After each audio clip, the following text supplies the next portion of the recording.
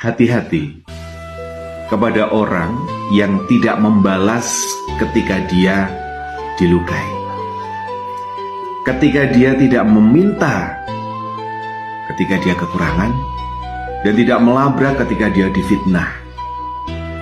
Dia juga tidak mengeluh ketika dia mendapatkan sebuah kesulitan. Hati-hati jika engkau bermasalah dengan orang tipe seperti ini.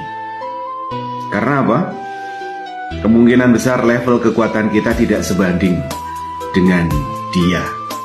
Karena hanya orang kuat saja yang punya tipe-tipe yang sudah saya sebutkan tadi. Hati-hati jika engkau bermasalah dengan dia, cepat minta maaf. Karena kita tidak tahu kekuatan besar apa yang ada di dalam dirinya. Doa-doa seperti apa yang akan diucapkan oleh beliau.